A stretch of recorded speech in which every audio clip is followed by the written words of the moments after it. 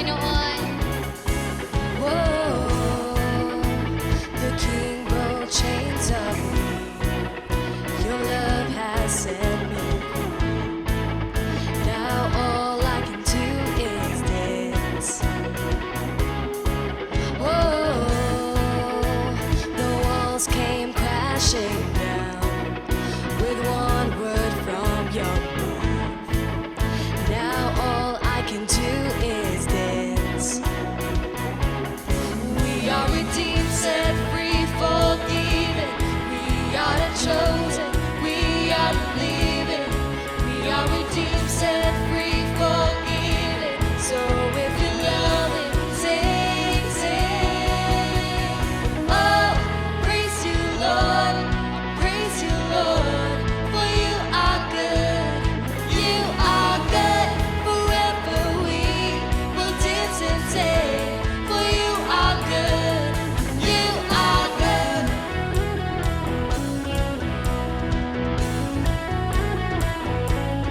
You are good.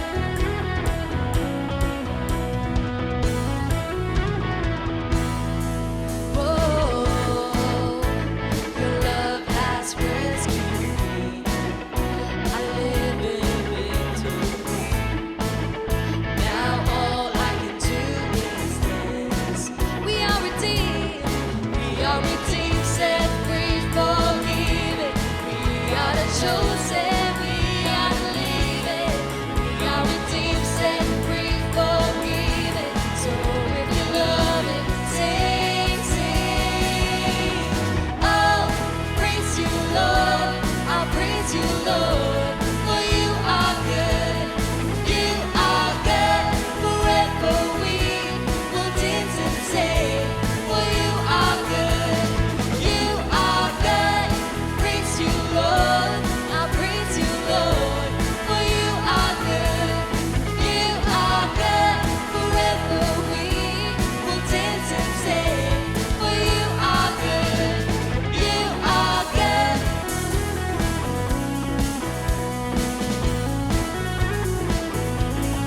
You are good.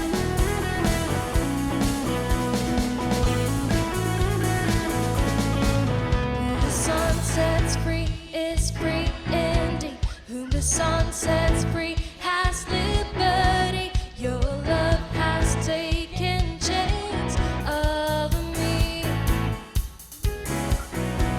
Whom the sun sets free is free indeed. Whom the sun sets free has liberty. Your love has taken chains of me. Whom the sun sets free is free indeed. Whom the sun sets free has liberty. Your love has taken chains of me. Say, oh, praise you, Lord. I'll praise you, Lord. For you are good. You are good. Forever we will dance and sing. For you are good. You are good. Praise you, Lord. I'll praise you, Lord. For you are good. You are good. Forever we will dance and sing. For you are good. You are good.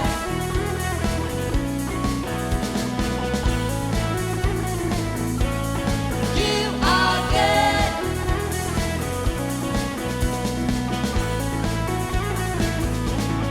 You are good. Oh, we praise you, God. Hallelujah, Jesus. You are so good. You are so great, Panginoon. That's why this time, Lord God, we will give our everything, our all, to praise your beautiful, your wonderful, your holy name, O God. Let us continue, sing for the Lord.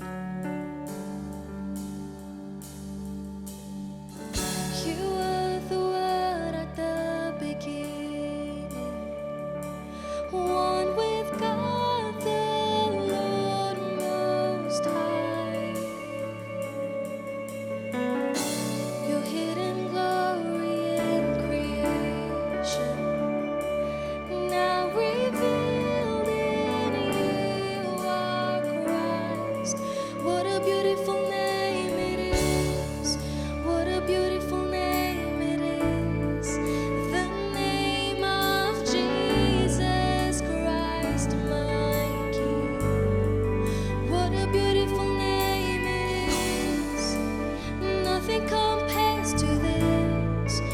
What a beautiful name it is, the name of Jesus.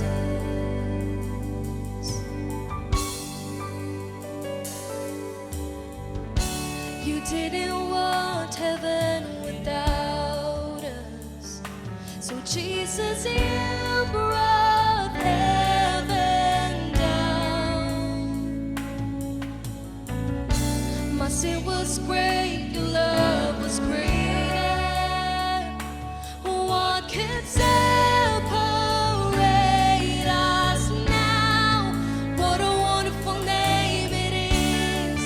What a wonderful name it is. The name of Jesus Christ, my King.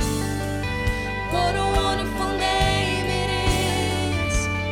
Nothing compares to this. What a wonderful name it is. The name of Jesus. What a wonderful name it is. The name of Jesus.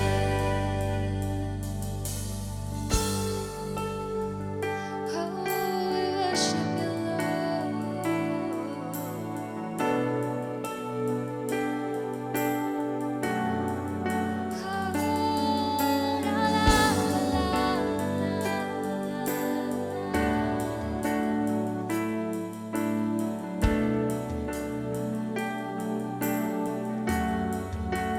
Death could not hold you, the veil tore before you. You silenced the boast of sin and grave. The heavens are roaring, the praise of your glory. For you are raised to life again. You have no rival, you have no equal. Now and forever, God, you reign. Yours is the kingdom, yours is the glory, yours is the name above all names. What a powerful name it is. What a powerful name it is.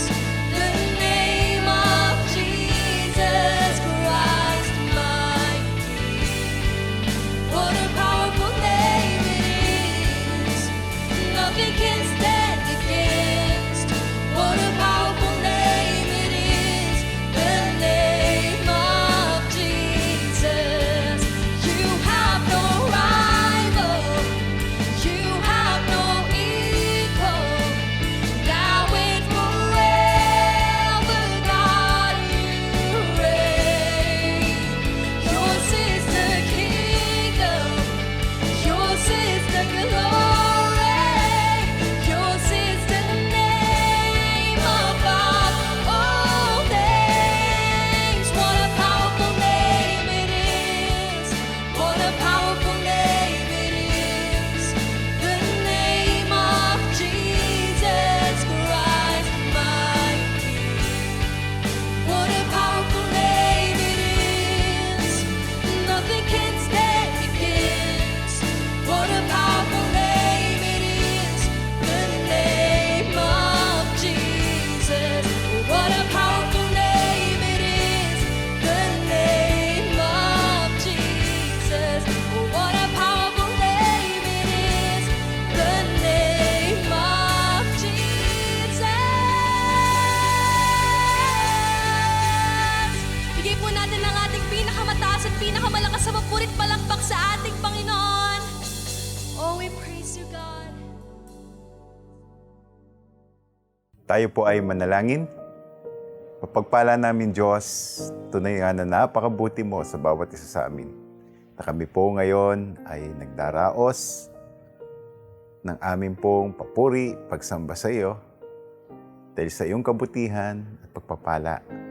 Salamat dakilang Diyos sa iyong mga pangako, higit sa lahat sa araw na ito, na sineselebrate po namin, pinagdiriwang po namin ang iyong fulfillment, Panginoon, ng iyong pangako, na ikaw ay muling nabuhay. At yun po, bilang kami iyong mga anak ay nangahawakan sa iyong mga pangakong ito na ikaw ay nagtungkumpay doon po sa krus ng Kalbaryo at natagumpay doon po sa kamatayan. Ayan, kami pong lahat ay nananalig na kaming lahat ay darating din sa panahon na hanguin mo kami at magkakaroon ng buhay na walang hanggan. Salamat dakilang Diyos sa iyong kabutihan. Salamat dakilang Diyos sa mga katugunan ng iyong mga pangako. Kami pong lahat, bagamat online, ay sama-samang dumudulog, nananalangin sa iyo, nagpupuri at nagpapasalamat sa iyong kabutihan, sa iyong kagandahang loob, sa iyong biyaya, at pag-asang pinagkakaloob sa bawat isa sa amin. Sa kabila po ng pandemic na ito, patuloy pong tumatatag ang aming pananampalataya sa iyo. Nagtitiwala sa iyo, Panginoon, sapagkat ikaw pa rin ang may hawak, may kontrol ng lahat. Panginoon, patuloy mo kaming samahan, gabayan, tulungan, ilayo sa mga kapahamakan. Higit sa lahat, Panginoon, balutan mo po ang bawat isa sa oras na ito ng banal na dugo ng aming Panginoong Hesus upang anumang gawa ng COVID-19, anumang gawa ng mga viruses, Lord, sa pangalan po ng aming Panginoong Hesus at sa makapangyarihang banal ng kanyang dugo, kami po ay umaasang babalutan mo kami upang protektahan sa virus na ito. Dakilang Diyos, maraming salamat po. Pinupuri ka namin at patuloy mo kami samahan sa aming pagsiselebrate sa Resurrection Sunday na ito. Tulungan mo kami at gabayan at ihanda ang aming mga puso at isipan sa iyong mga salita sa umagang ito. Ito po ang aming dalangin sa iyo sa matamis na pangalan ni Jesus. Amen at amen. Good morning po sa ating lahat. Hangad ko po na ang araw na ito, nasa pag-iingat at subaybay tayo ng ating Panginoong Hesus. Dalangin ko po, katulad kanina, na patuloy tayong balutan ng kanyang makapangyarihan ng dugo. Upang ang bawat isa ay patuloy nating nararanasan ang pag-iingat at proteksyon ng ating Panginoon. Happy Resurrection Sunday po sa ating lahat. Saan man po tayo naroon, sa Malabon, San Miguel, Marilao, sa ibang panig po ng Pilipinas, at sa ibang panig po ng mundo, sa mga taga-Canada, Amerika, Saudi, Middle East, Australia, Korea, at saan pampaman. Kami po ay bumabati sa inyo ng isang Happy Resurrection Sunday. At nawa po, tamasahin natin yung mensahe po sa umagang ito. At makita po natin na kumilos ang Panginoon, ang banal niyang Espiritu, sa buhay po ng bawat isa sa atin. Bagamat layo-layo tayo at online po itong ating pag-celebrate na ito. So, huwag na natin pong patagalin pa. Handa po natin yung ating mga Bible, notebook, ating pong puso't isipan. Anumang bagay po na makakasagabal, ay iwaksip mo muna natin. Huwag muna ko yung magluluto. At maupo tayo ng maayos at pakinggan ang mensahe ng Panginoon sa umagang to na dadalhin sa atin ngayon ng ating Pastor, Michael Santos. Good morning po sa inyong lahat. Happy Resurrection Sunday sa inyong lahat. Tayo po ay nagpapasalamat dahil ang ating tagapagligtas na si Kristo ay buhay at buhay magpakailanman. Kaya ang ating pag-aaralan sa sandaling ito, the resurrection, ang ating passage ay ating matutunghayan sa 1 Corinthians 15, 3 and 4, na ang sabi po sa atin, that Christ died for our sins according to the Scriptures, that He was buried, that He was raised on the third day according to the Scriptures. Saglit po tayo manalangin. Panginoon, kami po taos-pusong nagpapasalamat dahil alam po naming buhay po kayo at buhay po kayo sa aming mga puso. Nagpapasalamat kami, Panginoon, dahil alam po naming may pagtatagumpay. Ikaw po yung Diyos na nagbibigay po sa amin ng pag-asa. At nawa nga, Panginoon, sa sandaling ito, buhayin niyo po ang aming loob. Nawa yung aming mga pag-aaralan ay magbigay po sa amin ng kaliwanagan. Kayo ang siyang mangusap sa amin. Inaasahan po namin ang inyong pagsasalita. Patawarin niyo po kami sa aming mga kasalanan. Be enthroned, Father. At inaasahan po namin, Panginoon, na kayo ang siyang patuloy na maitatanghal sa aming kalagitnaan. Ito po ang aming panalangin sa ngalan po ng inyong anak na si Jesus. Amen and amen. Ano sa palagay po ninyo is the most important event in world history? Marami po siguro sa inyo ang sasabihin, Pastor, the birth of Christ. O nga naman, our calendar po kasi is based on Christ's birth. At ang Christmas po ang pinakamalaki po nating celebration. Setyembre pa lang, mga kapatid, pinaghahandaan na po yan ng mga Filipino. The birth was a big event, but the day Jesus rose from the dead is when new life came into the world for everyone who believes in Him. Ito po ang pangaral sinasabi ni Apostol Pablo. The Christian hope is not just salvation for the spirit. Like Jesus, the Bible teaches us we too shall have a physical resurrection. God will resurrect our bodies and unite it with our spirits. Huwag po nating kalilimutan that salvation will be full and complete. Sa Biblia, pangkaraniwan na lamang po yung mga patay ay muling nabubuhay. There are a number of accounts of people raised miraculously from the dead. Bigyan po natin ng diin yung pong word na miraculous kasi pagka mahimala, abay nangangailangan po ito ng kapangyarihan ng makapangyarihang Diyos. For example, 1 Kings 17:17 to 20, Elijah raised the son of the Serephat widow from the dead. 2 Kings 4:32 to 35, Elisha raised the son of the Shunammite woman from the dead. 2 Kings 13:20 and 21, a man who was raised from the dead when his body touched Elisha's bones. Si Elisha, buto na, pero bumubuhay pa rin ng patay. Grabe yung anointing. Sa New Testament, mga kapatid, ay nauunsyame yung libing. Hindi po natutuloy pag ang Panginoon po napapadalaw sa lamay. Di po ba pagka may lamay, automatic meron pong libing. Sa panahon ng ating Panginoon, lamay lang, hindi na natutuloy yung libing dahil nabubuhay na muli yung mga patay pag dumadalaw siya. He kept interfering and bringing the dead person back to life. For example, Luke 7:11 to 15. Jesus raised the son of the widow of Nain from the dead. Luke 8:41, Jesus raised the daughter of Jairus from the dead. John 11:1 to 44, Jesus raised his best friend, si Lazaro, from the dead. Sa aklat po ng mga gawa, miski po ang mga apostol ay bumuhay din po ng mga patay. Acts 9:36 to 41, Apostle Peter, who raised Dorcas from the dead. Naalala po niyo si Eutychus who was raised from the dead by Apostle Paul. Acts 20 verse 9. Bakit po ba may mga ganitong kwento? Bakit po ba may mga ganitong account, mga pangyayari? Kasi nga po ang tao ay namamatay sa mundong ito. At ayon nga po sa mga pag-aaral, ay meron pong 4 na ipinanganganak sa bawat segundo at meron naman pong 2 kada segundo ang namamatay. Baka nga hindi lang because of the pandemic. So we live in a world wherein people are constantly experiencing both death and new life. Dahil may iba't ibang tao at mayroon pong iba't ibang kultura. Kaakibat po nito ay iba't iba ring paniniwala, specifically about death and the afterlife.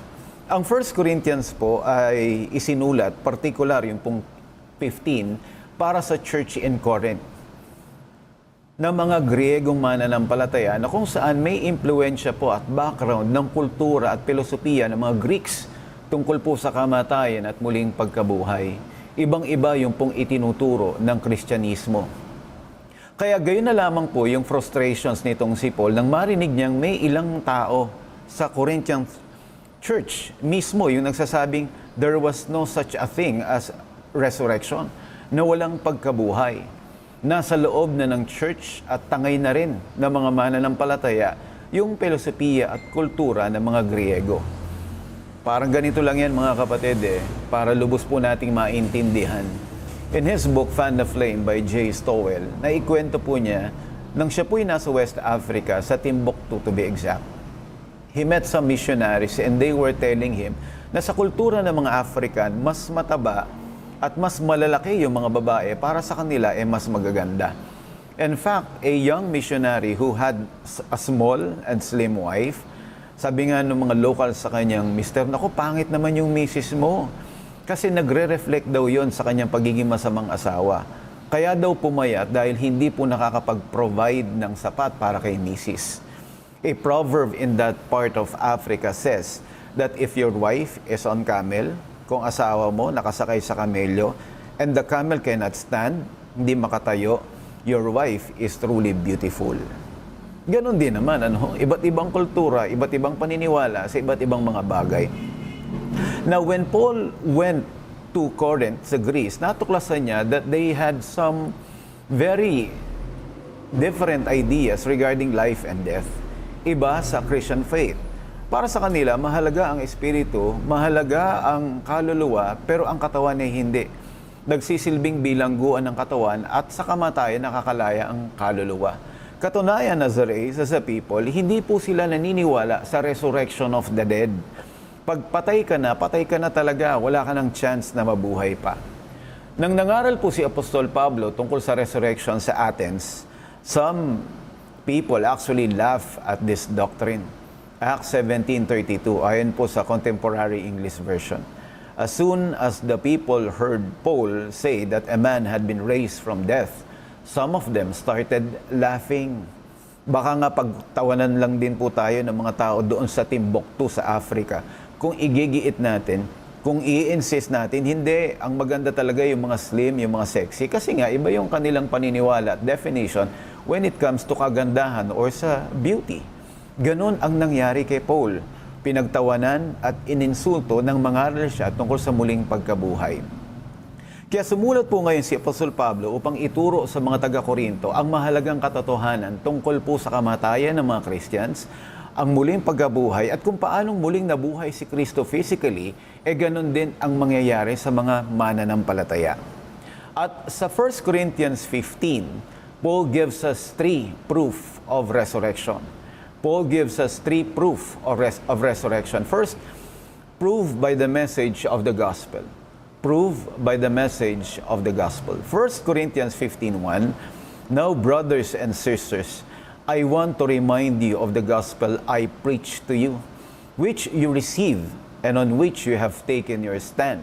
The word gospel simply means ebanghelyo, mabuting balita, at ang mabuting balita, sabi ni Paul, na ipinangangaral niya is not a new kind of philosophy or a new kind of morality or a new set of teachings. Though ang ebanghelyo po'y naglalaman ng lahat ng ito, ngunit ang puso is the person of Christ and the event. Ano po ba yung event na ito? Dalawang bagay. First, bakit mabuting balita? Christ died for our sins. Christ died for our sins. 1 Corinthians 15:3b, that Christ died for our sins according to the Scriptures. Pinasa niya ang bigat ng ating mga kasalanan. Ang karumihan ng sanlibutan ay napasa kanya. Inako niya ang kaparusahang hindi naman para sa kanya. He died for us because He loved us. Mahal niya tayo. Hindi naman po lahat nagmamahal to the point of death. Yung handang ibigay ang sariling buhay para sa kapakanan mo, sa kabutihan mo. Meron nga, mahal ka lang tuwing 15 katapusan. Kapag ikaw ay malusog, mukha kang batang-bata. Pero pag ikaw ay 45 na, amoy lupa na, hindi ka na mahal. But Jesus is different. You can trust Him, you can love Him because He died for you or He died on your behalf. Isang 8-year-old na batang babae po na ang pangalan po ay Monica. Siya po ay nahulog sa pit. At sa kanya pagkakahulog, nabali po yung kanyang binte at wala na po siyang magawa upang iahon pa yung kanyang sarili sa pagkakahulog. Napadaan po yung isang matandang babae na ang pangalan po ay Mama Jerry. Nang makita yung kalunos-lunos na kalagayan ng bata, nagsikap po itong maiangat at maiahon. In the process of helping the 8-year-old kid, isang makamandag na ahas, yung pong black mamba, ang tumuklaw doon sa bata at gayon din po sa matanda. Yung batang babae was taken to Quehavi Medical Center and admitted at si Mama Jerry po, yung matanda, ay umuwi na lang ng kanilang bahay, natulog. And sadly, hindi na muling nagising pa. The next day, ipinaliwanag po nung nurse yung dahilan ng kamatayan ng matanda. Sabi niya, oo, pareho kayong natuklaw ng ahas, pero lahat ng lason, lahat ng poison napunta doon kay Mama Jerry. At nung tinuklaw ka, wala na itong kamandag dahil naputan ang lahat doon sa matanda. Nabuhay ang bata dahil sa kamatayan ng matanda. On the cross, Jesus had taken the poison of sin. He would die willingly so that we could live. Pangalawa, He was raised on the third day. He was raised on the third day. Ang mabuting balita, si Kristo namatay para sa ating mga kasalanan. Pangalawa, pagkatapos ng ikatlong araw, siya po'y nabuhay na magmuli. Mabuting balita yan. 1 Corinthians 15:4, that He was raised on the third day according to the Scriptures. Ano naman po ang saysay? Ano naman po yung katuturan kung siya ay namatay? Kung hindi naman po siya muling nabuhay? Kung namatay siya para sa atin, martir, bayani, pero hindi po tagapagligtas. Meron namang namatay at marami naman pong namatay. In fact, karamihan po ng mga leaders and founders of religion namatay. Ngunit kakaiba ang Panginoong Hesukristo. Siya ay nabuhay na muli. Katunayan, sabi po ng anghel kila Mary Magdalene, Matthew 28:5-7, the angel said to the woman, "Do not be afraid, for I know you are looking for Jesus who was crucified. He is not here. He has risen, just as He said." Kung ano yung pagkakasabi niya, ginawa niya yon. Come and see the place where He lay. Then go quickly and tell His disciples, He has risen from the dead. Si Dr. Simmons tells of a story about a Muslim who became a Christian in Africa. Ilan po sa kanyang mga kaibigan na nagtanong, "Why have you become a Christian?" Sinagot naman niya, ganito lang naman kasi yan eh. Kung ikaw ay naglalakbay, at sa iyong paglalakbay, bigla na lang may magkasangang kalsada na iyong madadaanan na nagtuturo sa dalawang direksyon at hindi mo alam kung saan ka pupunta. At sa dalawang kalsada na yon ay merong dalawang lalaki, isa buhay at isa patay. Kanino ka magtatanong? Sa patay o sa buhay? John 11:25-27, Jesus says, "I am the resurrection and the life. He who believes in me will live, even though he dies. And whoever lives and believes in me will never die." Ipinaliwanag po ni Paul sa 1 Corinthians 15 din, yung pong kahalagahan ng muling pagkabuhay ni Jesus. He gives 6 disastrous consequences if there were no resurrection. Kung walang pagkabuhay na muli, 6 na bagay. Number 1, preaching of Christ would be senseless. Faith in Christ would be useless. All the witnesses and preachers of the resurrection would be liars. Lahat tayo magiging sinungaling. Pang-apat, no one would be redeemed from sin. Walang maliligtas sa ating mga kasalanan.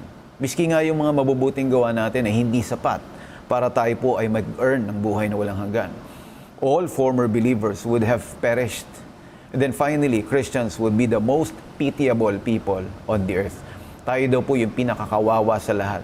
Pigil tayo ng pigil, kinukontrol natin yung ating sarili na huwag tayong magkamali, magkasala. Yung pala, ang destinasyon po natin ay impyerno rin pala.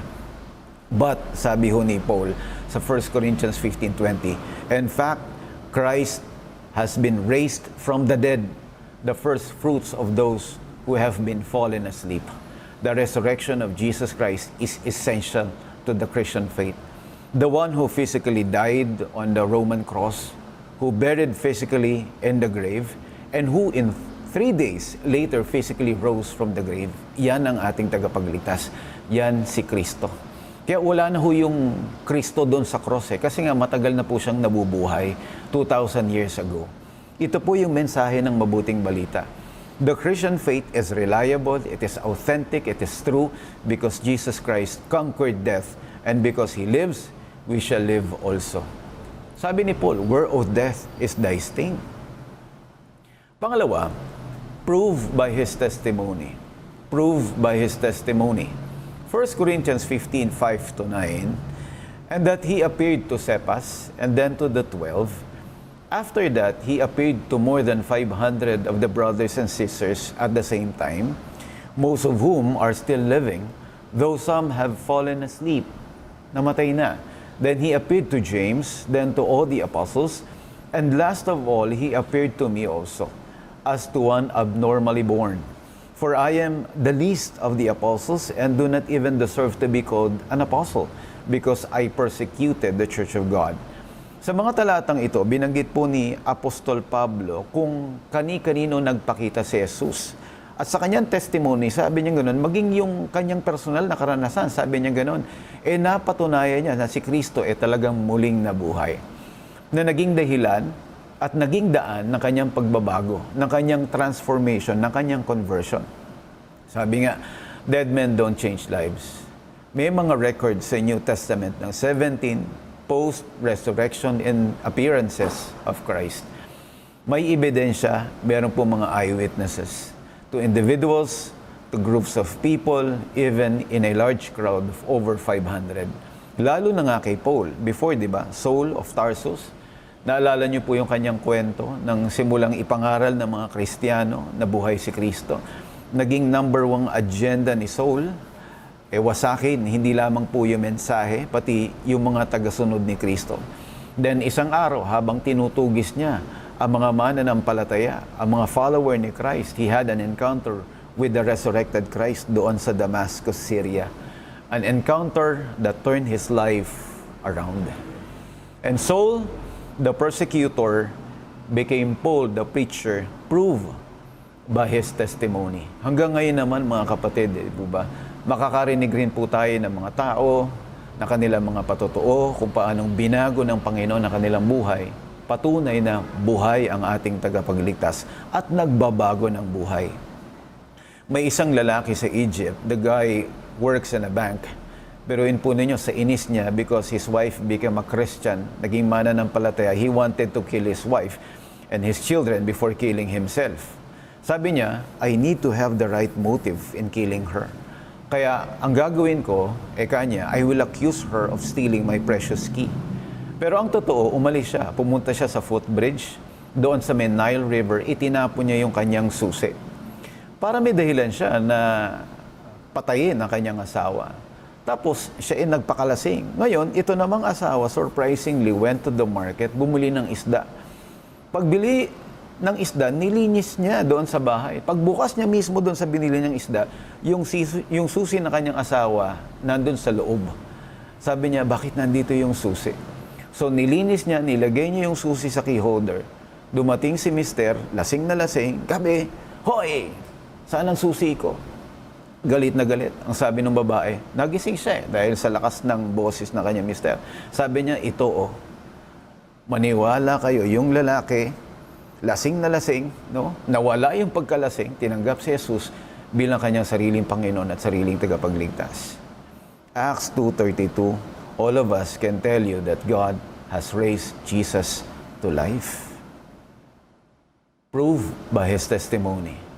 Number 3, and last, prove by Scriptures.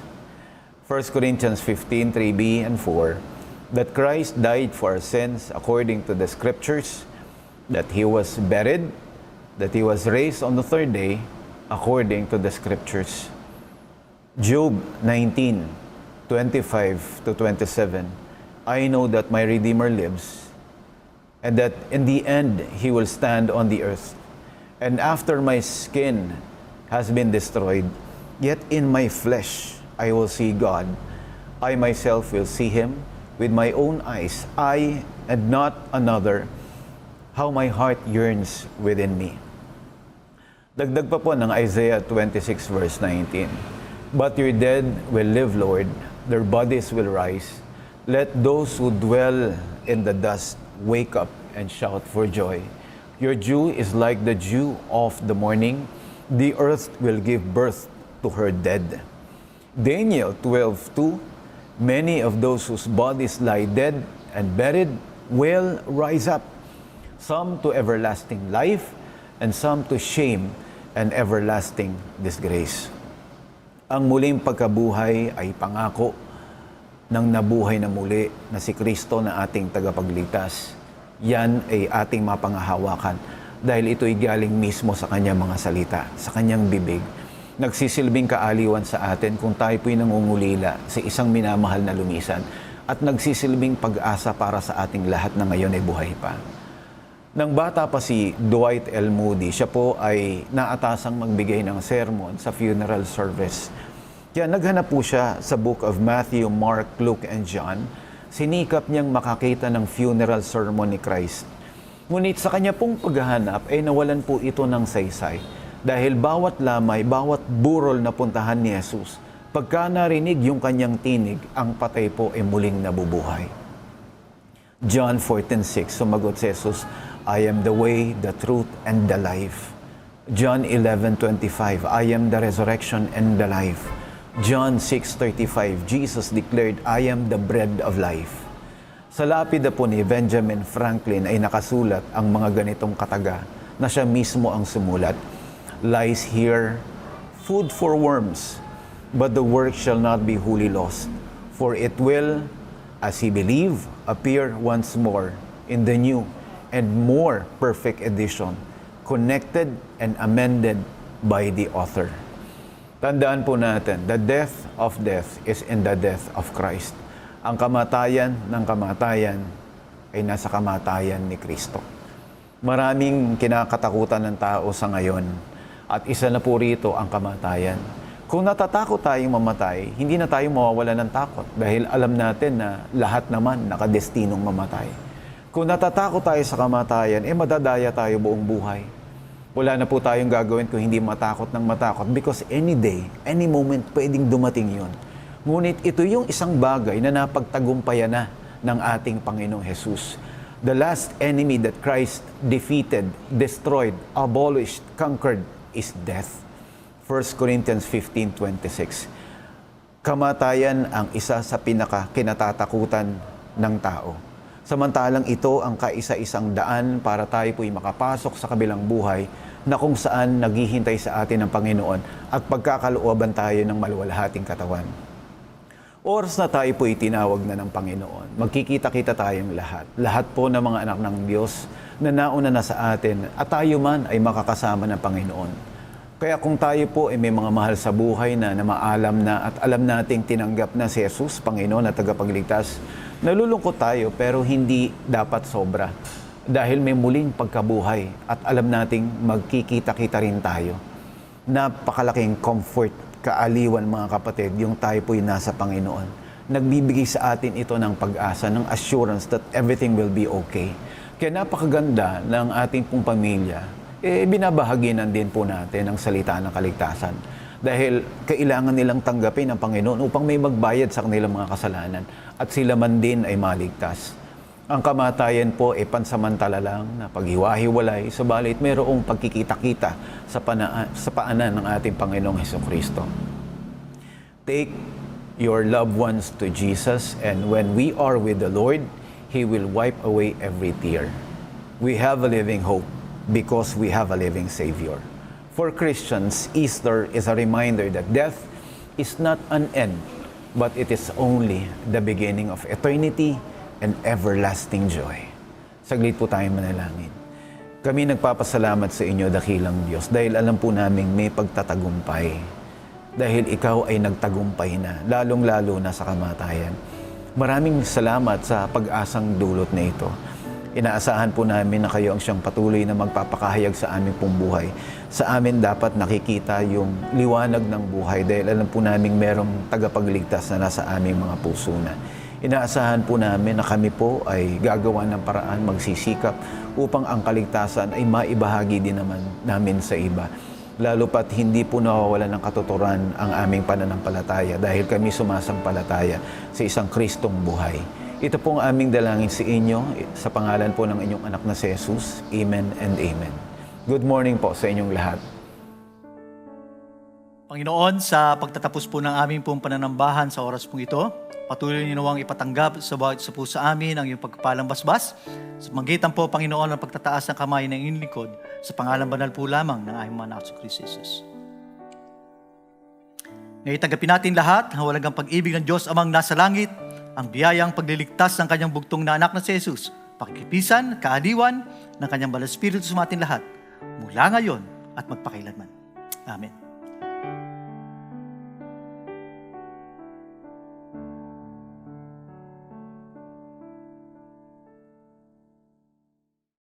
Hallelujah!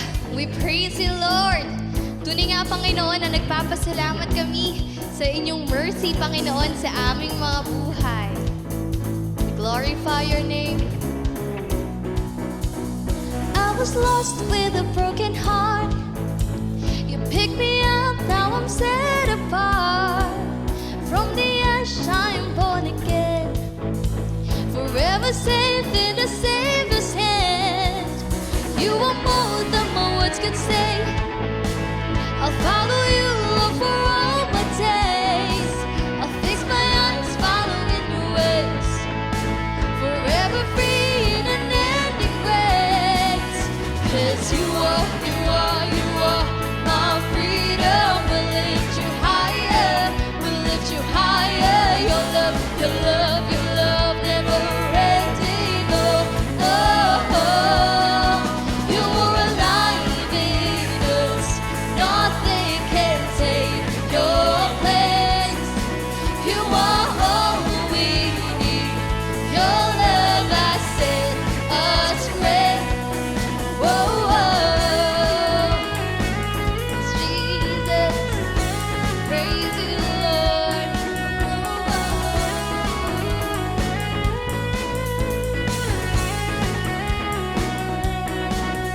In the midst of the darkest night, let your love be the shining light, breaking chains that were holding me. You sent your son down and set me free. Everything of this world will fade. I'm pressing on till I see your face. I believe that you will be done, and I won't stop till your kingdom come. 'Cause you are my freedom. We'll lift you higher, we'll lift you higher. Your love, your love, your love never ending. Oh, oh, oh. You are alive in us. Nothing can take your place. You are all we need. Your love has set us free. You are alive in us. Nothing can take your place. You are all we need. Your love has set us free. Whoa, whoa. Yes, Lord. Hallelujah. You are alive in us, Jesus. Now let's sing it to the Lord. 'Cause you are my freedom. We'll lift you higher, we'll lift you higher.